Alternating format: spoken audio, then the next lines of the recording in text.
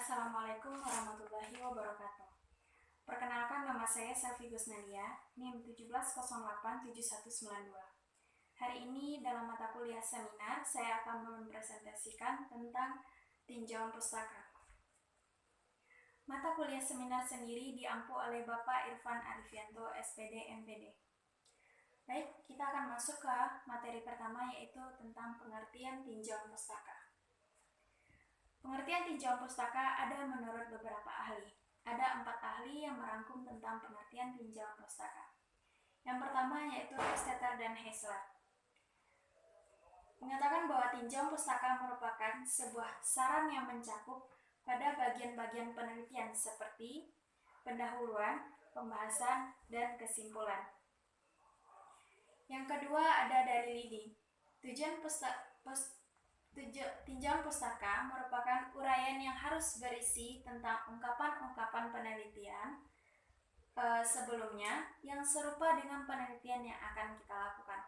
Jadi maksudnya tinjauan pustaka itu sendiri merupakan uraian yang berisi ungkapan-ungkapan dari penelitian sebelumnya yang terkait dengan penelitian yang akan kita lakukan. Lalu yang ketiga, Gandas. Beliau mengatakan bahwa tinjauan pustaka merupakan bab yang membahas tentang tinjauan mengenai teori-teori terhadap judul penelitian yang ingin peneliti lakukan. Dalam hal ini, tinjauan pustaka adalah fungsi hipotesis dalam sebuah penelitian. Lalu yang keempat, Eki Meliansyah. Beliau mengatakan bahwa tinjauan pustaka dapat didefinisikan sebagai sebuah kegiatan yang meliputi mencari, membaca, dan menelaah laporan-laporan dan bahan pustaka yang relevan dengan penelitian yang akan dilakukan sebelumnya di atas rencana penelitian. Dari keempat pengertian tinjauan pustaka tersebut, dapat kita simpulkan bahwa pengertian tinjauan pustaka adalah ringkasan komprehensif dari penelitian sebelumnya tentang suatu topik di mana berisi tentang ungkapan-ungkapan ataupun kalimat ataupun nanti sumber yang menjadi acuan dalam membuat tinjauan pustaka untuk penelitian selanjutnya. Literatur dapat bersumber dari artikel ilmiah, buku, dan sumber-sumber lain yang relevan dengan bidang penelitian tertentu. Tinjauan tersebut harus menyebutkan, menjelaskan, merangkum, mengevaluasi secara objektif, dan memperjelas penelitian sebelumnya. Lalu materi selanjutnya yaitu 4 tipe kajian pustaka. Yang pertama, menggabungkan apa yang telah dikatakan dan dilakukan oleh orang lain. Jadi maksudnya dalam tinjauan pustaka kita menggabungkan apa yang sudah dikatakan ataupun apa yang dilakukan oleh orang lain terkait dengan penelitian yang akan kita lakukan.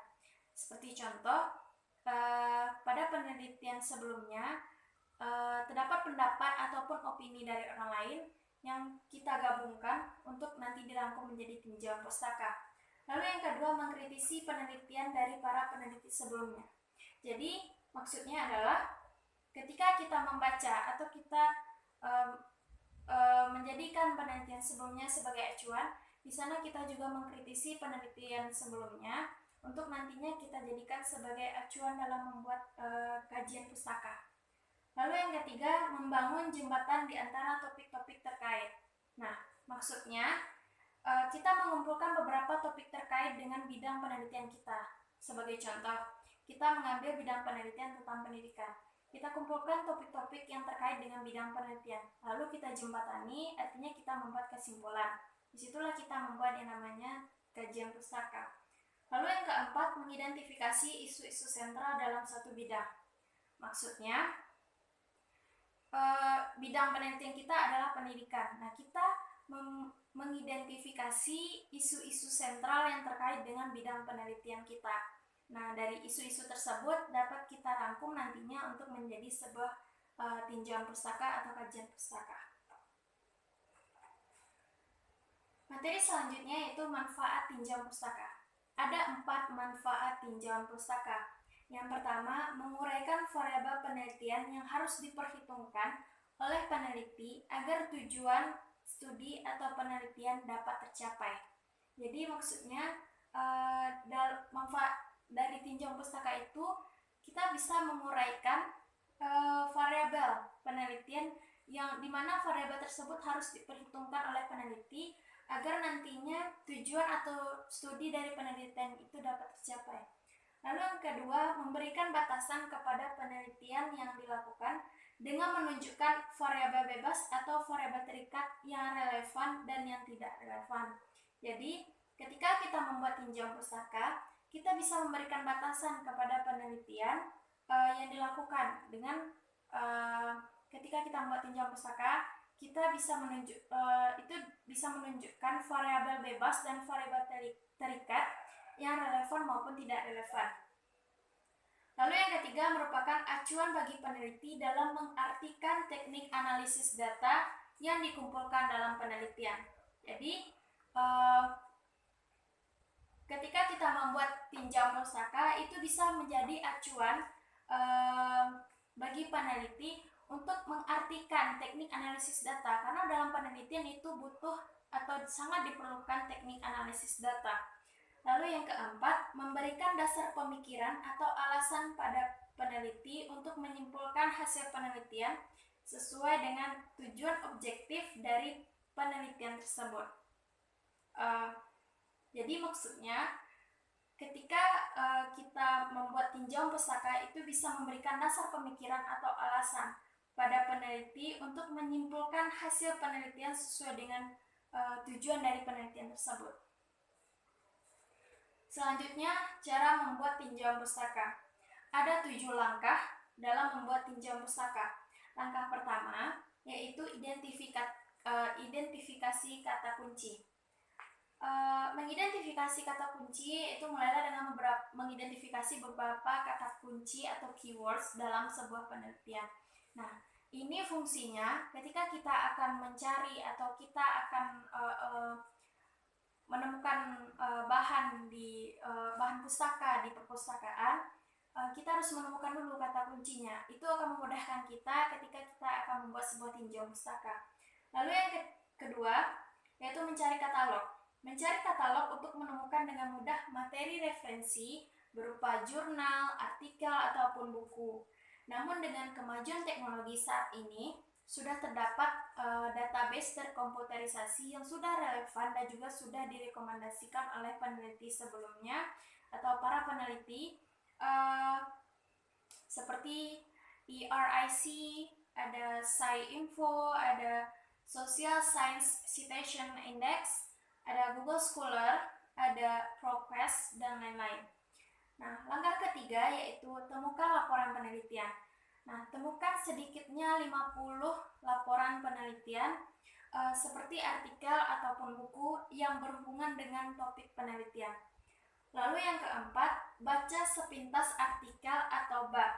Nah, bacalah sepintas kumpulan artikel atau bab dalam buku, lalu salinlah dan gandakanlah bab atau artikel yang memang relevan dengan topik penelitian tersebut.